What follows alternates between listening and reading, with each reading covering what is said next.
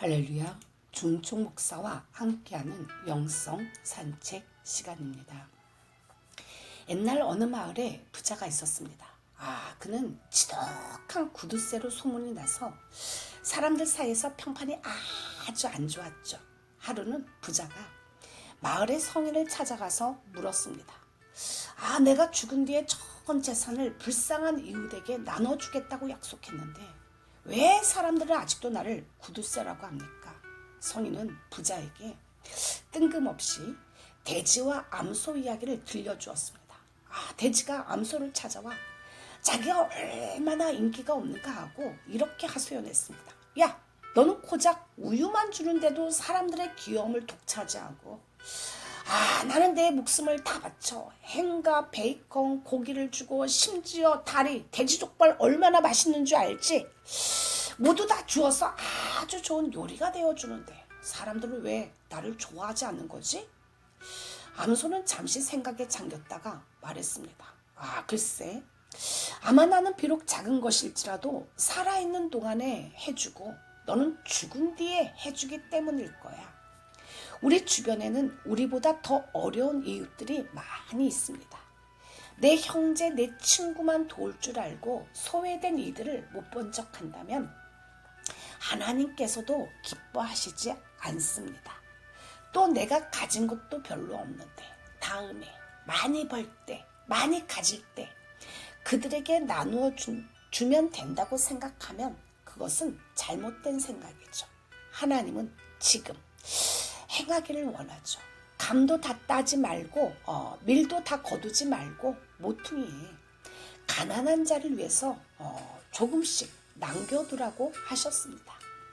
팔복을 가만히 들여다보면 팔복 중에 처음 4가지는 우리의 내적인 상태를 나타내고 있죠. 심령이 가난하고 애통하고 온유하고 의에 줄이고 목마른 상태.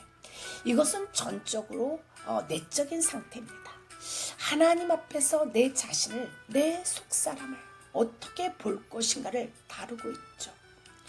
그리고 뒤에 긍휼히 여기고 화평케 하고 청결하고 의를 위해 핍박을 받는 것은 그 내적인 속사람의 태도가 드디어 외적으로 열매로 나타나는 것입니다. 오늘은 이 후반부에 긍휼히 여기는 자의 복을 보려고 합니다. 이 긍휼한 자는 심령이 가난한 자와 병행하죠. 심령이 가난한 자는 하나님에 대하여 너무나 가난하고 하나님을 몹시도 필요로 하게 되었는데 마침내 하나님으로 가득해서 천국을 맛본다고 했습니다.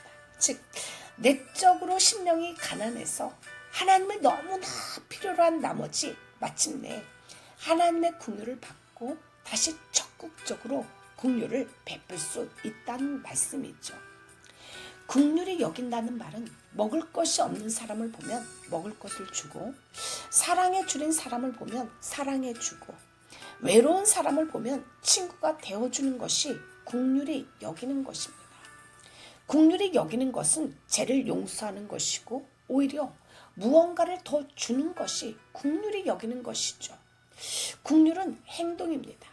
긍휼이란 말의 히라보 어원인 엘레오스란 그 사람의 피부 속으로 깊숙이 들어가서 그의 입장에서 이해하는 것을 의미하죠.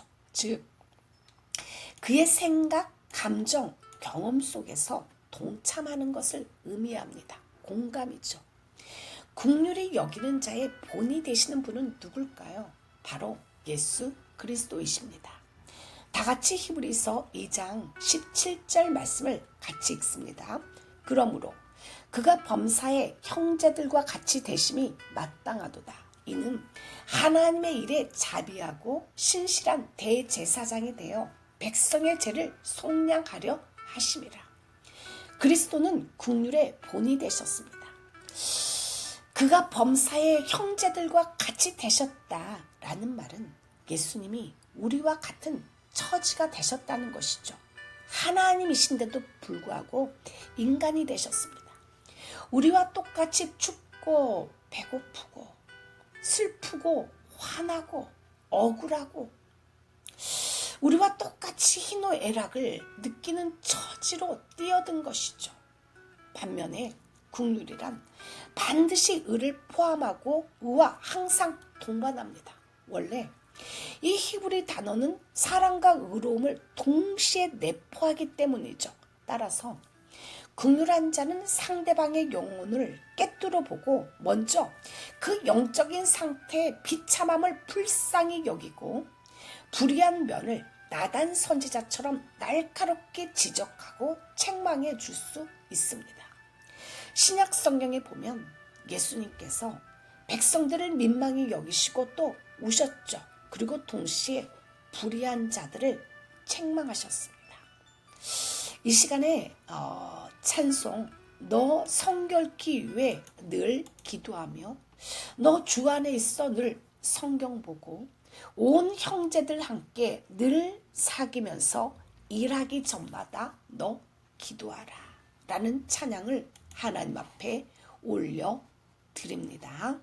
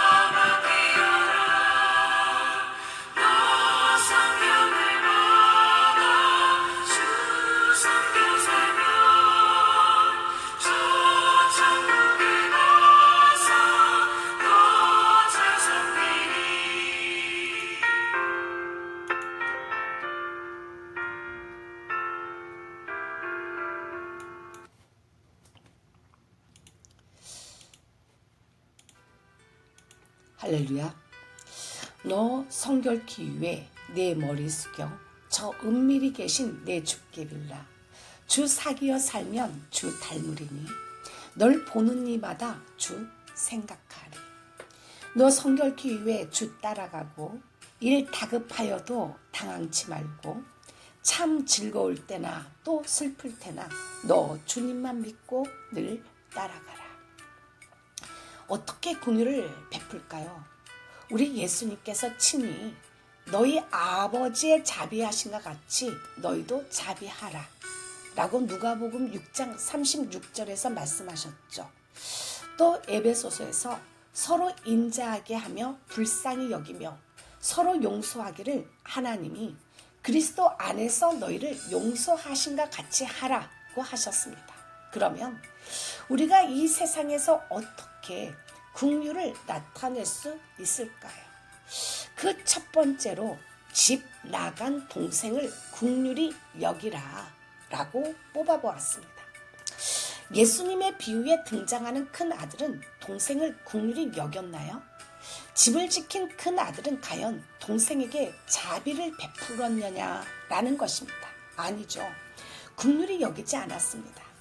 우리가 죄인임을 탄식하고 울고불고 회개하지만 내 삶 속에서 누군가를 진실로 긍휼히 여기는 열매를 맺은 적이 있느냐는 것입니다. 마음속으로가 아닌 실제적인 행위를 말하는 것이죠. 쉽지 않지요. 어렵습니다. 그래서 큰 아들은 실패합니다. 아버지처럼 동생을 긍휼히 여기지 못했죠. 누가복음 15장 25절에 보면 맏아들은 밭에 있다가 돌아와 라고 적혀 있죠. 큰 아들은 밭에 있다가 옵니다. 하루 종일 오늘도 여전히 일하고 있었죠. 눈을 들어 밭을 보라. 휘어져 추수하게 되었도다. 맏아들은 오늘도 휘어져 추수할 밭에서 아주 열심히 성실하게 일했습니다. 아버지의 말씀을 순종하는 아들이죠. 그런데 그런 그가 뭐라고 원망합니까? 누가복음 15장 29절에 내가 여러 해 아버지를 섬겨 명을 어김이 없거늘 내게는 염소 새끼라도 주어 나와 내 벗으로 즐기게 하신 일이 없더니 아버지의 살림을 창기와 더불어 함께 먹어버린 이 아들이 돌아오매 이를 위해 살찐 송아지를 잡으셨나이다. 나는 죽어라 이랬건만 나는 밭에서 하나님 주신 사역을 그냥 죽어라. 나는 직장에서 정말 성실하게 일했건만 염소 새끼 한 마리라도 잡아줘 봤냐는 것입니다. 창기와 더불어 허송세월 다 보내고 영적인 영양분을 다 잃어버리고 거지가 돼서 돌아온 불안당 같은 동생에게는 살찐 송아지 잡고 잔치하고 춤추는 것을 용납할 수 없다는 것이죠. 죽었다가 살아난 동생을 볼 줄 알아야 하고 그래서 기뻐하시는 아버지를 볼 줄 알아야 하는데 우리는 안 그래요.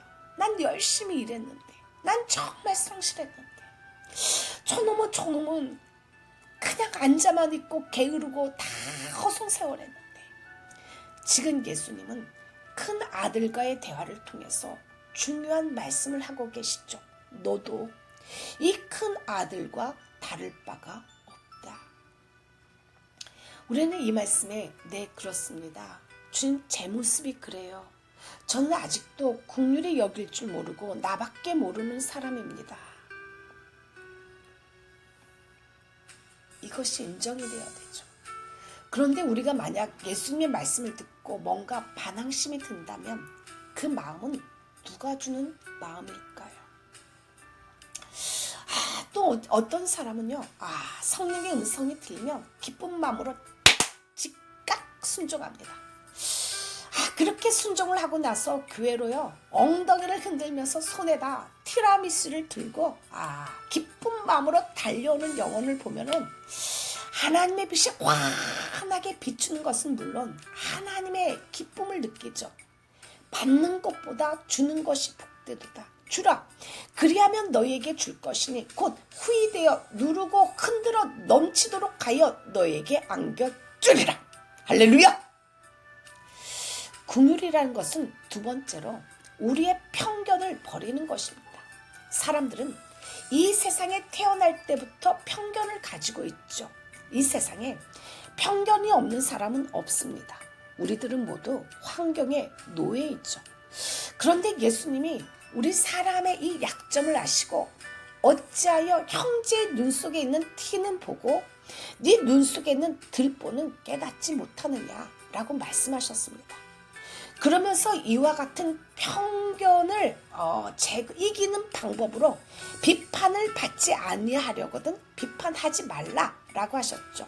누구나 잘못은 있습니다.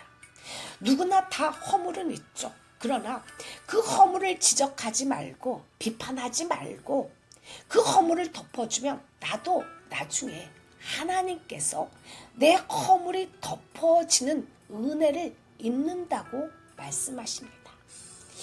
이 시간에 찬양 내가 먼저 손 내밀지 못하고 내가 먼저 용서하지 못하고 내가 먼저 웃음 주지 못하고 이렇게 머뭇거리는 흠칫거리고 있네 라는 찬양 한 곡 하나님 앞에 올려드립니다.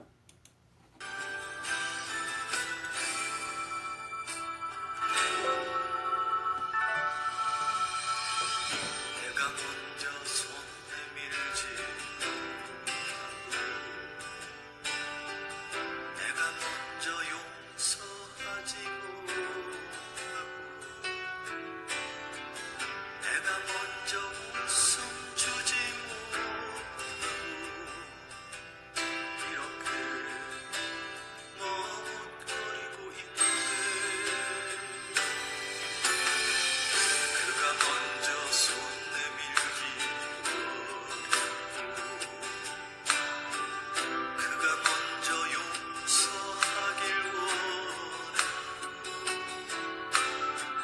그가 먼저 웃음 주길 원했네.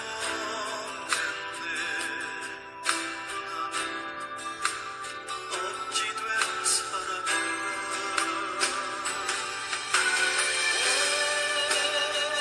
간교한 나의 입술이여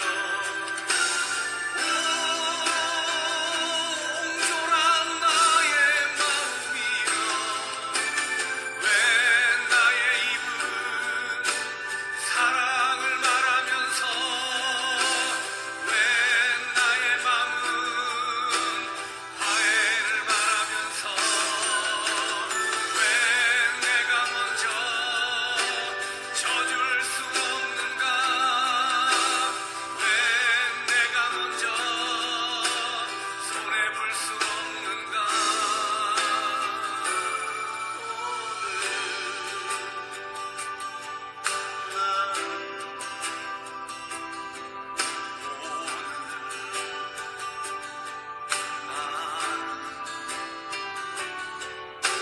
주님 앞에서 오늘밤으로 이렇게 흐느끼며 서 있네. 어찌할 수 없는 이 맘 주님께 맡긴 채로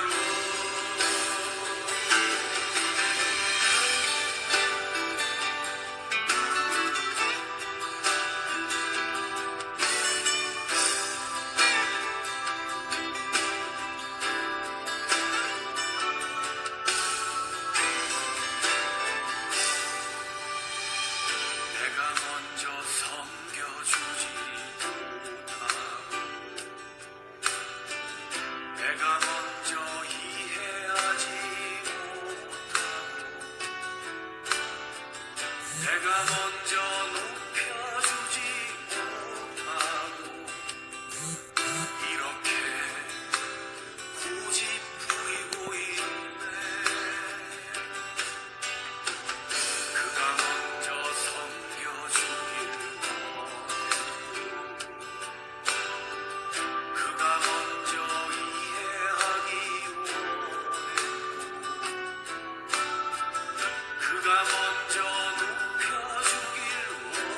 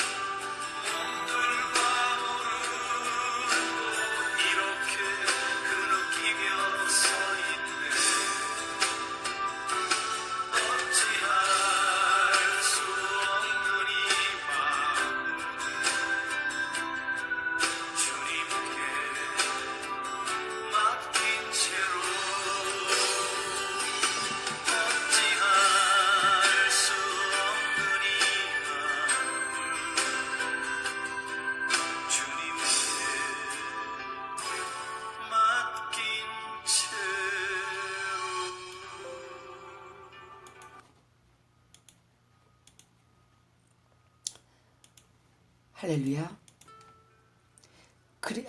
긍휼을 실천하는 세 번째 방법은 그리스도의 복음을 이웃과 함께 나누는 것입니다. 이것이 긍휼을 나타낼 수 있는 길이죠. 사실 영혼이 빈곤한 것은 물질적으로 빈곤한 것보다 더 불행한 일입니다. 인간은 하나님을 알기 전에는 자신이 얼마나 비참한 존재였던가를 알지 못하죠. 그러나 그리스도 안에서 인간의 삶과 의에 대하여 눈을 뜬 사람은 하나님 없는 사람들의 절망적인 상태와 파멸을 절실히 알게 됩니다. 그리고 그리스도 안에서 나타난 하나님의 사랑이 얼마나 놀라운 은혜인가를 알게 되죠. 이 엄청난 영광과 은혜에 대하여 눈이 떠지자마자 그의 마음속에는 아직 하나님의 사랑을 알지 못하는 영혼들을 향하여 불쌍히 여기는 마음으로 불타오릅니다. 당신의 바로 가까운 곳에 복음이 필요한 사람이 얼마든지 있습니다.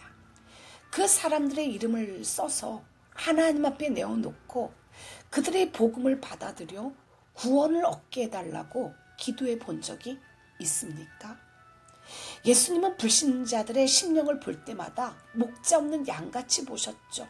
불신자들은 움직이지만 그 속에 영원한 생명이 없기 때문입니다. 죄로 파멸된 영혼을 보는 사람들은 사람을 불쌍하게 여기게 되죠. 학자들은 사람을 만나면 지식의 유무를 따지죠. 석박사 가정을 밟아보십시오. 교수가 물어보는 말이 학부를 어디에서 하셨습니까? 그리고 그가 나온 학교가 좋을수록 선망과 존경의 대상이 되죠. 경제인들은 그 사람의 소유가 많고 적음을, 돈이 많냐 적냐 이것을 평가하게 되죠. 정치인들은 사람을 표로 봅니다. 상인들은 고객으로 보죠. 군인들은 아군인가 적군인가를 먼저 살핍니다. 그러나 성도는 죽어가는 영인가 살아있는 영혼인가를 살피는 것입니다. 미국의 유명한 전도자 찰스 피니는 시카고 거리에 지나가는 수많은 사람들을 보고 울었답니다. 근사하게 차려입은 저들의 외형보다는 저들의 내면 속에 있는 죽은 심령을 바라보았기 때문이죠. 긍휼한 자는 하나님의 은혜를 받을 가치가 조금도 없는 사람임을 절감하는 자인데, 하나님의 은혜 없이는 자기는 죄인일 뿐 아니라 정죄받은 죄인임을 의식하는 자죠. 즉 긍휼한 자가 긍휼을 베풀 수 있는 것은 그가 하나님의 긍휼조차 받을 자격이 없었다는 사실을 절실히 깨달았기 때문입니다. 어떤 사람은 자기 가족이 하나님의 은혜를 모르고 살고 있음에도 안타까워하는 마음이 없죠. 이것은 긍휼한 자가 아닙니다. 자기에게 베풀어진 하나님의 긍휼하심을 다른 사람에게 점점 더 많이 흘러가게 할수록 하나님의 긍휼하심은 그들에게 더 많이 흘러가죠. 미국의 라이스 목사는 기도와 응답이라는 책을 썼는데 우리말로는 능력 있는 기도로 번역되어 있습니다. 이 책에는 살아있는 실화가 많이 실려 있는데 그 중에 하나는 미국의 어느 곳에 어떤 부부가 살고 있었죠. 남편은 기간사이고 아직 그리스도인이 아니었습니다. 반면에 그 아내는 진실한 그리스도인이었죠. 어느 날 그 부인이 비보를 받고 읽어보니 남편이 사고로 죽었다는 것입니다. 그는 즉시 울부짖으며 하나님 아니에요. 내 남편이 죽을 리가 없어요 하면서 시체가 있는 곳으로 막 달려가죠. 분명히 죽어 있었습니다. 그러나 그 부인은 즉시 무릎을 꿇고 3시간 동안 닭똥 같은 눈물을 줄줄줄줄 흘리면서 간절하게 기도하면서 하나님 내가 이 수십 년 동안 남편을 구원시키기 위해서 그렇게 기도했는데 왜 예수를 믿지 않는 채로 데려갔습니까? 막 울부짖었습니다. 그런데 기적이 일어났죠. 남편이 다시 살아난 것입니다. 그리고 그는 곧 예수를 믿고서 최선을 다하다가 하나님의 품으로 안겼습니다. 우리에게 영혼을 위한 간절한 기도가 없었다면 그것은 국률한 마음이 없기 때문입니다. 바로 이런 국률의 능력은 육적인 차원의 헐벗고 배고픈 상태보다 그 영혼의 불쌍한 처지를 더 불쌍하게 여깁니다. 십자가가 없는 국률은 있을 수가 없죠. 우리는 하나님을 통해서 하나님이 주신 그 국률을 통해서 하나님의 마음을 반사시킵니다. 지금 우리에게 국률한 마음이 메말라 버렸다면 그것은 당신에게 임하신 하나님의 인자하심과 자비하심을 망각하고 다른 사람에게 반사시키지 않았기 때문이죠. 국률한 자는 물고기가 바닷물에 잠겨 있듯이 하나님의 국률하심에 둘러싸여 있음을 느낍니다. 우리 주위에 있는 대자연, 공기, 물, 이 모든 것 가운데서 하나님의 국률하심을 호흡할 수가 있죠. 그리고 진심으로 감사함을 느낍니다. 하나님의 국률하심에 그 바닷속에 계속 잠겨있기 때문에 자연스럽게 다른 사람에게도 국률을 흘러보내게 됩니다. 예수님이 말씀하셨습니다. 내가 너를 불쌍히 여긴과 같이 너도 네 동간을 불쌍히 여김이 마땅치 아니하냐. 국률을 행하는 것은 하나님께 받은 사랑을 지속하는 방법입니다. 이 시간에 찬양, 세상 모두 사랑 없어 냉랭함을 아느냐 라는 찬양 하나 올려드립니다.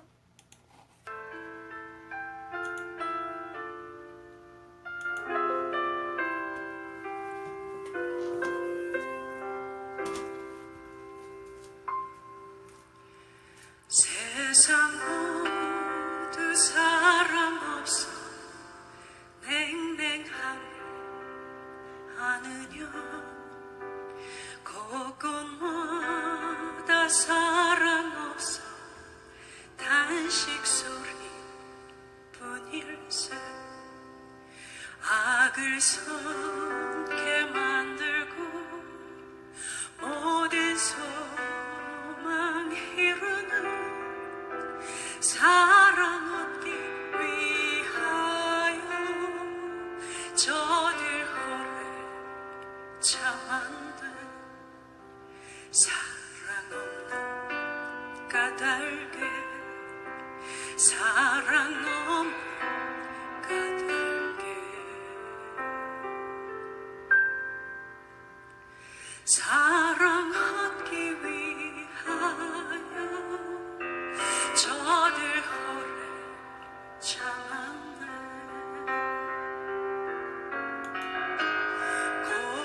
곳곳마다 번민하며 사랑 없는 연고요 지금하게 손을 펴고 사랑받기 원하네. 어떤 이는 고통과 근심 걱정 많으니 사랑 없는 까닭에 저들 실망하도다. 사랑 없는 까닭에 사랑 없는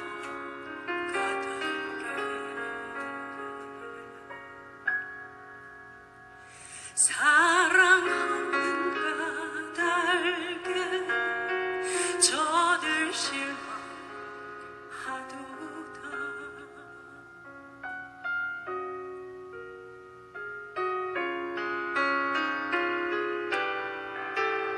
어떤 사람 우상 앞에 복을 빌고 있으며 어떤 사람 자연 앞에 사랑 요구하도다. 먼저 믿는 사람들 예수 사랑 가지고 나타내지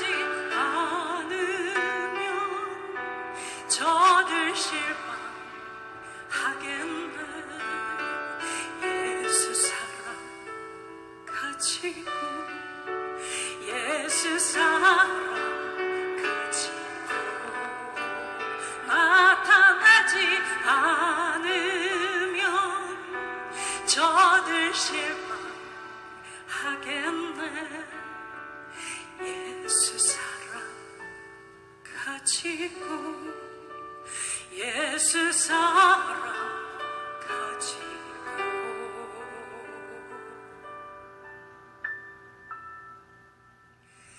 나타나지 않으면 저들 실망하겠네.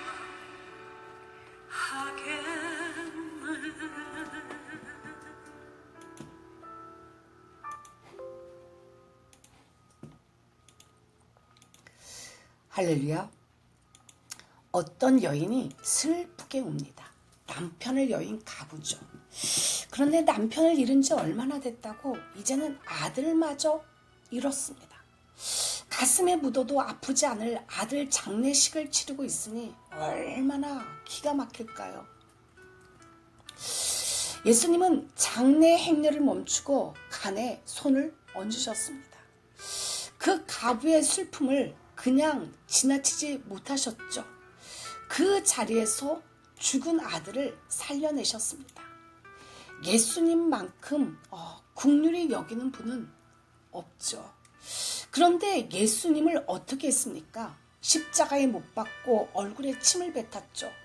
예수님은 자기를 긍휼히 여겼던 사람들로부터 긍휼히 여김을 받지 못했습니다. 오히려 배척받고 죽임을 당했죠. 이 사건은 아주 중요한 진리를 내포하고 있습니다. 내가 누군가에게 긍휼을 베풀었을지라도 그 사람으로부터 똑같은 긍휼을 받을 생각을 하지 말라는 것입니다. 오른손이 한 것을 왼손도 모르게 하고 그냥 잊어버리라는 거죠. 그 사람이 나에게 못을 박지 않은 것만이라도 다행이라는 것입니다. 나를 모욕하지만 않았어도 감사라는 거죠. 나는 긍휼을 베풀었지만 오히려 그들은 나를 십자가에 못 박았다. 그러나 너희는 최소한 십자가에 못 박히지는 않았느냐 라고 예수님이 말씀하십니다. 긍휼히 여기는 자는 복이 있나니 저희가 긍휼히 여김을 받을 것이요 라는 말씀은 긍휼히 여기는 자는 복이 있나니 사람에게 긍휼히 여김을 받을 것임이 아니라 하나님으로부터 긍휼을 여김을 받을 것임이란 말입니다. 하나님이 하십니다. 하나님이 보고 계십니다. 우리는 하나님을 두려워할 줄 알아야죠. 저 사람이 나에게 갚지 않아도 하나님이 갚아주신다는 것을 믿으시길 간절히 축원드립니다. 주라 그리하면 너희에게 줄 것이니 곧 후이되어 누르고 흔들어 넘치도록 하여 너희에게 안겨주리라. 긍휼한 마음 대신 미움을 가슴에 품고 있으면 자신의 건강을 해치죠. 영혼도 피곤하여집니다. 긍휼을 베푸는 자에게 더하신 하나님의 은혜가 사라지게 되죠. 세상에서 가장 비참한 감옥은 용서와 화해가 없는 마음입니다. 긍휼을 베풀지 않으면 자기 마음이 황폐하죠. 긍휼히 여기는 자가 긍휼히 여김을 받는다는 이 표현은 인간과 인간 그리고 하나님과의 관계를 밀도 있게 설명하고 있는 것입니다. 이 긍휼의 완숙한 표현은 사랑이죠. 그리고 이 긍휼에 대적하는 범죄는 원망입니다. 평안은 원망과 분노 속에서 살 수가 없는 정서인 것이죠. 평안은 용서와 사랑 속에서 자라납니다. 우리는 이렇게 말하죠. 하나님 나는 죄인이며 그리스도의 용서가 없었다면 영원히 구원받을 수 없는 절망의 인생이었습니다. 우리는 그리스도의 긍휼을 경험한 사람들이죠. 그런데 우리는 서로에 대해서 이 긍휼의 특권을 나누고 있습니까? 제로피한 인간이 하나님의 성품을 소유할 수 있다는 것은 큰 행복이죠. 주님의 생명이 하나님의 성품을 소유한 긍휼한 자로부터 흘러내리기 때문입니다. 긍휼한 자는 자신의 삶 깊은 곳에서 하나님을 만나 어루만짐을 받았기 때문에 하나님으로 받은 그 긍휼을 흘려 보냅니다. 그로 인해 하나님과의 관계가 좋아지죠. 하나님은 긍휼한 자를 사랑합니다. 그리고 저들에게 긍휼을 베푸시죠. 예수님은 긍휼한 자는 복이 있나니 저희가 긍휼히 여김을 받을 것이요. 하나님께 긍휼히 여김을 받죠. 그런데 여기엔 현재적인 뜻과 미래적인 뜻이 포함되어 있습니다. 빈약한 자를 공고하는 자가 복이 있으며 재앙의 날에 여호와께서 저를 건지시리로다. 자비한 자에게는 주의 자비하심을 나타내시며 완전한 자에게는 주의 완전함을 보이십니다. 할렐루야! 더군다나 야고보서 2장 13절에는 긍휼을 행하지 아니한 자에게는 긍휼 없는 심판이 있으리라. 긍휼은 심판을 이기고 자랑하느니라 라고 말씀하셨습니다. 주님, 내게 하나님의 풍성한 긍휼에 힘입어 하나님의 성품인 긍휼이 마음껏 흘러가게 하여 주시옵소서. 예수 이름으로 기도를 올려드립니다. 아멘. 이 시간에 마지막으로 내 눈 주의 영광을 보내. 우리 가운데 계신 주님, 그 빛난 영광 온 하늘 덮고 그 찬송 온 땅 가득해. 하나님 앞에 마지막으로 올려드립니다.